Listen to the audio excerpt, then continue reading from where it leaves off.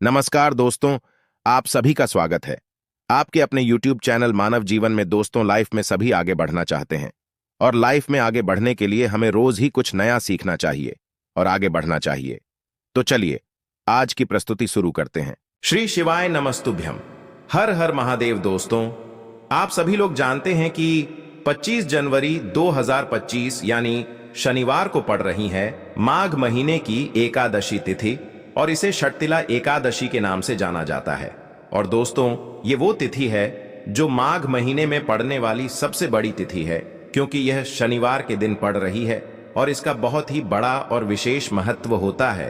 पूज्य गुरु जी ने कहा है कि अगर कभी भी मौका लग जाए और माघ महीने की एकादशी तिथि शनिवार को पड़ जाए तो आप लोगों को 3 तुलसी के पत्ते वाला उपाय तो अवश्य ही करना चाहिए।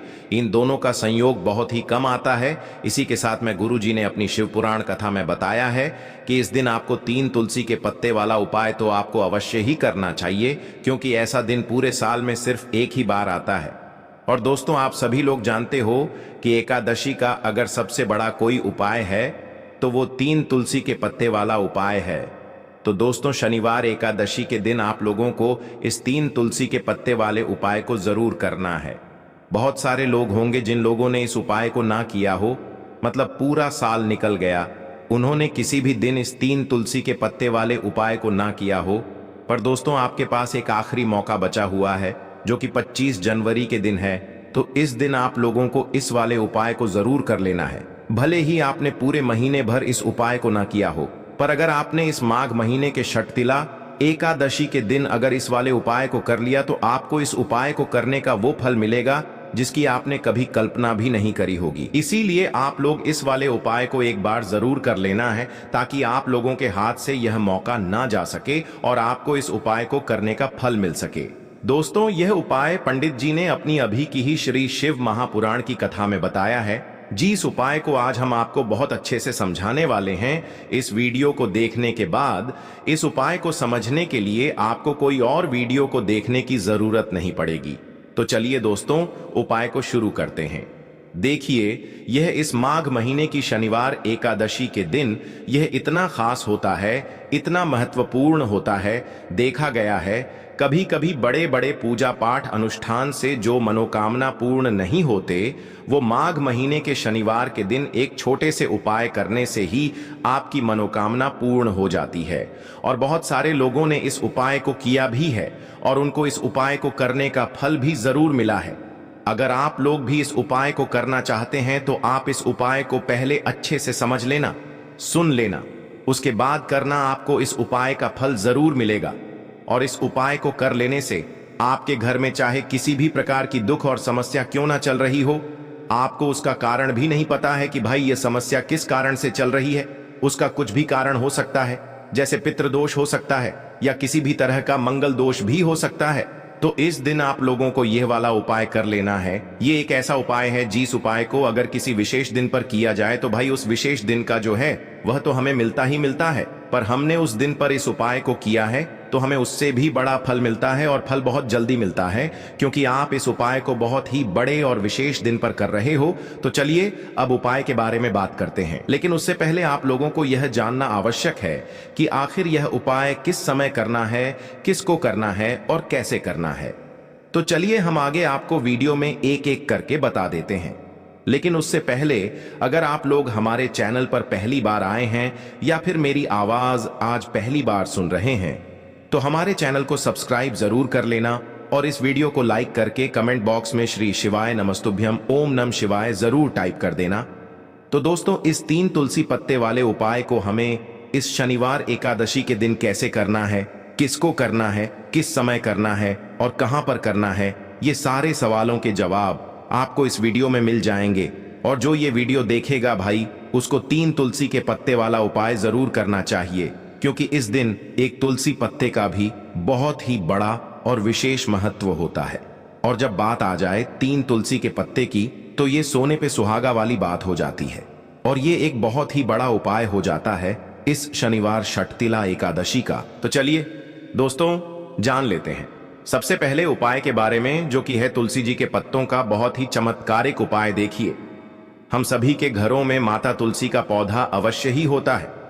तो देखिए, हमें तुलसी जी के पौधे से सबसे पहले तो 3 पत्ते तोड़ने हैं। देखो, एकादशी के दिन तुलसी के पत्ते ना तोड़े।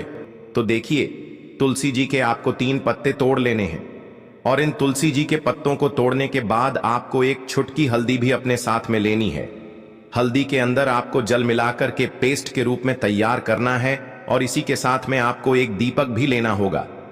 दीपक आप मिट्टी का भी ले सकते हैं, आटे का भी ले सकते हैं और इस दीपक में आपको शुद्ध घी डाल करके इसमें आपको लंबी रुकी बाती का प्रयोग करना है। देखिए दोस्तों, आपके पास है 3 तुलसी जी के पत्ते। तो पहला जो तुलसी जी का पत्ता है उस पर आपको सबसे पहले तो जो आपने हल्दी ली है उसकी एक बिंदी लगानी है। और पहला जो तुलसी जी का पत्ता है, आपके घर में भगवान विष्णु का चाहे कोई सा भी स्वरूप हो, चाहे लड्डू को गोपाल जी का स्वरूप हो, या फिर भगवान कृष्ण की आपके मंदिर में प्रतिमा हो, या फिर भगवान श्री राम की प्रतिमाएं, उनके सामने आपको पहला तुलसी जी का पत्ता अर्पित करना है। अब देखिए दोस्तों, आपके पास जो 2 तुलसी जी के पत्ते हैं और आपके पास जो एक दीपक हैं, इन्हें आपको लेकर के पहुंचना है अपने ही घर में तुलसी जी के पौधे के पास में। देखिए, सबसे पहले तो आपके पास जो 2 तुलसी जी के पत्ते हैं उन पर भी आपको हल्दी की एक एक बिंदी लगानी है और उन दोनों ही तुलसी जी के पत्तों को आपको अपने घर में तुलसी जी के पौधे के वहां पर ही अर्पित कर देने हैं। और इस प्रकार से यह दोनों पत्ते भी तुलसी जी के पौधे के पास में अर्पित करने के बाद अंत में जो आपके पास एक लंबी बाती का दीपक है, इसे आपको तुलसी जी के पौधे के पास में ही प्रज्वलित कर देना है। जो भी व्यक्ति अपने ही घर के दिन इस प्रकार से तुलसी जी के 3 पत्तों का यह उपाय कर लेता है तो उसका परिवार हमेशा खुश रहता है। उसके परिवार में कभी भी कोई भी संकट उत्पन्न नहीं होता है और यदि आपके घर में जो भी ग्रह क्लेश हैं वह भी समाप्त होते हैं। तो इस प्रकार से आपको यह पहला उपाय करना है। अब दोस्तों, हम जान लेते हैं दूसरे उपाय के बारे में। इस उपाय के लिए सबसे पहले तो आपको मात्र 3 शमी पत्र लेने होंगे। इसी के साथ में आपको मात्र थोड़ा सा शहद लेना है। शहद आप मात्र 1 चम्मच या फिर उससे भी कम लें और इसी के साथ में आपको मात्र एक तांबे के पात्र के अंदर अपने घर से शुद्ध जल लेना है। अब दोस्तों, मात्र इन तीनों सामग्रियों को लेकर के सीधे आपको पहुंच जाना होगा भगवान शिव के मंदिर में। देखिए, गुरुजी ने बताया है ये वाला उपाय आप सुबह भी कर सकते हैं और शाम के समय में भी कर सकते हैं। जब भी आपके पास समय हो तब आप इस उपाय को कर सकते हैं। देखिए, सबसे पहले तो आप जो एक जल का पात्र लेकर के गए हैं उससे आपको धीरे धीरे शिवलिंग पर समर्पित कर देना है और लगातार आपको शिव महापुराण के मूल मंत्र श्री शिवाय नमस्तुभ्यम इस मंत्र का जाप करते रहना है। अब दोस्तों, आपके पास जो शमी पत्र है, 3 शमी पत्र है, तीनों को आपको उस शहद के अंदर अच्छे से डुबो देना है। यानी कि तीनों शमी पत्र पर आप चारों तरफ अच्छे से शहद का लेपन कर देना है। अब दोस्तों, इन शमी पत्रों से आपको भगवान शिव के शिवलिंग का श्रृंगार करना है। यानी कि आपको एक शमी पत्र शिवलिंग के ऊपर रख देना, ये दूसरा शमी पत्र आपको शिवलिंग के दाएं तरफ रख देना है और तीसरा शमी पत्र आपको शिवलिंग के बाएं तरफ चिपका देना है। यह बात हमेशा ध्यान रखना कि डंडी का जो भाग होगा वो जलाधारी की तरफ रहेगा। इस प्रकार से आपको इन तीनों शमी पत्रों से भगवान के शिवलिंग का श्रृंगार करना है और लगातार आपको श्री शिवाय नमस्तुभ्यम या फिर ओम नमः शिवाय इस मंत्र का जाप करते रहना है। उसके बाद में फिर आप जिस भी मनोकामना के लिए उपाय कर रहे हैं, चाहे आप धन की प्राप्ति के लिए ये उपाय कर रहे हैं, तो उससे आपको महादेव से परिपूर्ण करने के लिए प्रार्थना कर लेनी है। या फिर यदि आप व्यापार के लिए कर रहे हैं, अपनी नौकरी के लिए इस उपाय को कर रहे हैं, या फिर अपने संकटों को समाप्त करने के लिए यह उपाय कर रहे हैं, तो जो भी आपकी मनोकामना है उससे महादेव से परिपूर्ण करने के लिए आपको बोल देना है और फिर आपको वापस अपने घर आ जाना है। पूज्य गुरुजी कहते हैं कि यदि आप इन शमी पत्र से और वो भी शनिवार के दिन शिवलिंग का श्रृंगार करते हैं तो महादेव आपकी जो प्रार्थना है उसे बहुत ही शीघ्रता से स्वीकार करते हैं और आपकी सब मनोकामनाएं पूर्ण होने लगती हैं और महादेव आपकी जिंदगी को भी सिंगार देते हैं। चलो अब बात करते हैं हमारे दूसरे उपाय की तरफ। देखिए, आगे बढ़ने से पहले वीडियो को एक लाइक जरूर करें। देखो, इस उपाय को करने के लिए सबसे पहले तो आपको 2 मिट्टी के दीपक लेने होंगे। अगर आपके पास मिट्टी के दीपक नहीं है तो आप आटे के दीपक भी तैयार कर सकते हैं, परंतु कोशिश करना कि मिट्टी के दीपक आपको मिल जाए। ठीक है, देखिए, अब मिट्टी के दीपक जब भी आप ले रहे हो तो आपको एक बात का विशेष रूप से ध्यान रखना है कि मिट्टी के जो दीपक है वो कहीं से भी टूटे हुए या फिर खंडित नहीं होने चाहिए। देखो, आपको विशेष ध्यान रखना है कि आपको खंडित दीपक नहीं लेना है। इसी के साथ में आपको लेना होगा शुद्ध देसी गाय का घी। अब देखो, गाय माता का यदि आपको घी प्राप्त हो जाता है तो वही आपको ले लेना है। अगर आपको गाय का घी नहीं मिलता है, कोई भी देशी घी आप इस्तेमाल कर सकते हो। देखिए, अब आपको क्या करना है, आपको 2 चम्मच शुद्ध घी लेना है। क्योंकि आप 2 दीपक ले रहे हैं तो आपको 2 चम्मच शुद्ध घी लेना है। देखिए, घी से दीपक प्रज्वलित करने से हमारे जीवन की जो संकट है, कष्ट है और बाधाएं हैं, वह सभी दूर होती हैं और नकारात्मक ऊर्जा घर से बाहर जाती है। और घी से दीपक प्रज्वलित करने से बहुत अधिक लाभ होता है। और इसी के साथ में आपको लेनी होगी गोल बाती। आपको मात्र 2 गोल बाती लेनी होगी। गोल बाती का दीपक प्रज्वलित करने से माता लक्ष्मी बहुत अधिक प्रसन्न होती है, जिससे आपके धन में वृद्धि होती है। और इसी के साथ में आपको लेनी होगी 2 लौंग। देखो, अब लौंग जो है हमारे जीवन के सारे संकटों और कष्टों को दूर करती है, तो इसीलिए आपको मात्र 2 फूल वाली लौंग लेनी है। अब ये सभी सामग्री लेने के बाद इन सभी सामग्रियों को लेकर के आपको पहुंच जाना है पीपल के वृक्ष के वहां पर, क्योंकि इस दिन दीपक को पीपल के वृक्ष की जड़ में दीपक प्रज्वलित करना बहुत ही विशेष बताया है, खासकर शनिवार के दिन। तो कैसे करना है, चलिए जानते हैं। पूज्य गुरु जी कहते हैं कि जो भी व्यक्ति पीपल के वृक्ष से कोई भी उपाय करता है तो उसके जीवन में कभी भी धन की समस्या उत्पन्न नहीं होती है। देखिए, पूज्य गुरु जी ने बताया है आपको ऐसे पीपल के वृक्ष के नीचे इस उपाय को करना है जो थोड़ा बड़ा वृक्ष हो और उसकी छाया आपके ऊपर पड़नी चाहिए, और पीपल की जड़ में आपको ये उपाय करना है। अब सबसे पहले तो आपको अपना जो मुख है उत्तर दिशा की ओर रख करके खड़े हो जाना है। उत्तर दिशा जो है वो माता लक्ष्मी और भगवान विष्णु की मानी गई है, जिनकी कृपा से हमें धन की प्राप्ति होती है और आर्थिक तंगी से हमें छुटकारा मिलता है। तो सबसे पहले तो आपके पास में जो 2 दीपक हैं उन्हें आपको पीपल के वृक्ष की जड़ के पास में रख देना है। अब दोस्तों, इन दोनों दीपक में आपको 1-1 चम्मच घी डाल देना है। उसके बाद आपको दोनों दीपक में 1-1 गोलबाती को डाल देना है।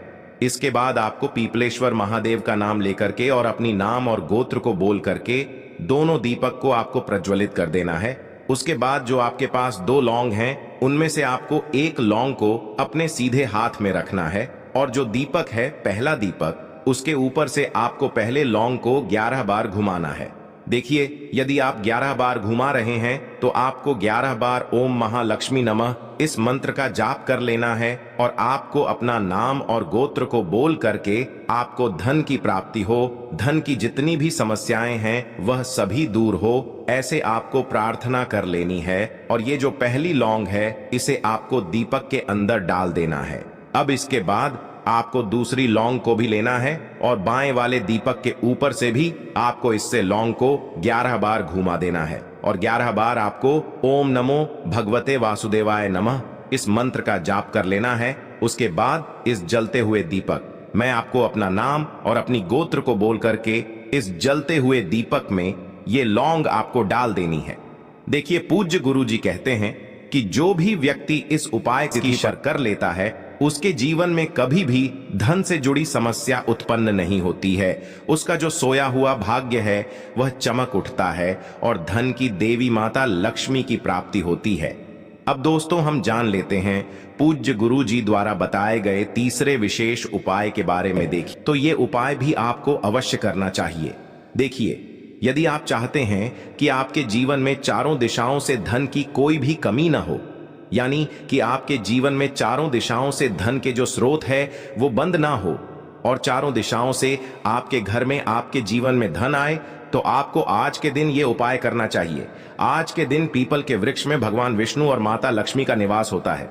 पीपल के वृक्ष में देखिए, आपको एक चौमुखी दीपक लेना है आप माटी का दीपक भी ले सकते हैं और आटे का दीपक भी आप बना सकते हैं। देखिए, दीपक के अंदर आपको 4 बातियों का प्रयोग करना है। साथ ही साथ दीपक में आपको घी का प्रयोग करना है। अगर घी आपके पास नहीं है तो आप तिल के तेल का प्रयोग भी कर सकते हैं और साथ में आपको एक चुटकी हल्दी भी लेनी है होगी। अब देखो, ये जो चौमुखी दीपक है आपको पीपल के वृक्ष के वहां पर लेकर के पहुंच जाना है। देखिए, ये जो दीपक है आपको माता लक्ष्मी के निमित्त प्रज्वलित करना है, इसलिए आपको ओम महालक्ष्मी नमः इस मंत्र का वहां पर 108 बार जाप करना है। पीपल के वृक्ष के वहां पर यह जो चौमुखी दीपक है आपको उत्तर दिशा की ओर अपना मुख करके प्रज्वलित करना है। यह दीपक आपके घर में सुख समृद्धि प्रदान करेगा और आपकी जो दरिद्रता है उसे दूर करेगा। तो इस प्रकार से आपको यह दूसरा उपाय कर लेना है। अब दोस्तों, हम सबसे अंत में जान लेते हैं चौथे चमत्कारी उपाय के बारे में।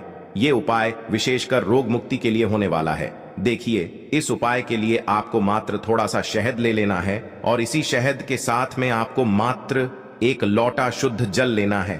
तांबे के पात्र के अंदर अपने घर से अब सिर्फ ये दोनों सामग्री लेकर के सीधे आपको पहुंच जाना है भगवान शिव के मंदिर में।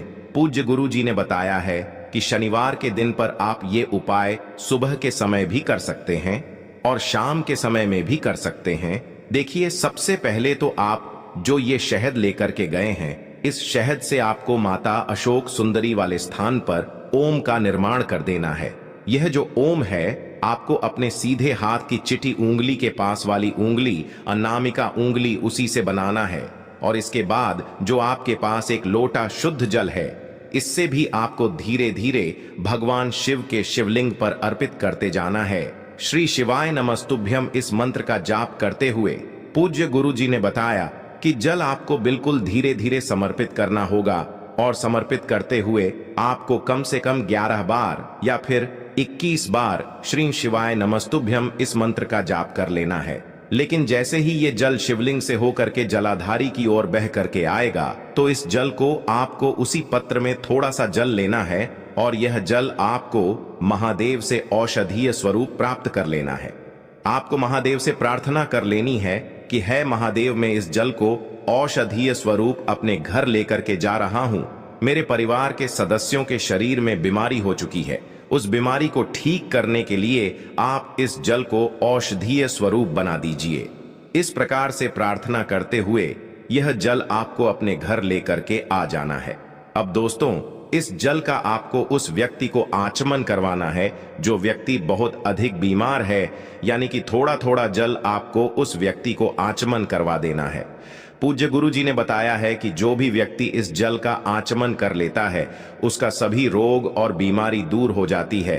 तो दोस्तों, इस वीडियो में हमने पूज्य गुरु जी द्वारा बताए गए 3 महा उपाय बताए हैं जो आपको अवश्य करने हैं। आज के लिए बस इतना ही इस वीडियो में दी गई जानकारी। अगर आपको अच्छी लगी हो तो प्लीज हमारे चैनल मानव जीवन को सब्सक्राइब करें, लाइक करें और हमारे वीडियो में अंत तक बने रहने के लिए धन्यवाद।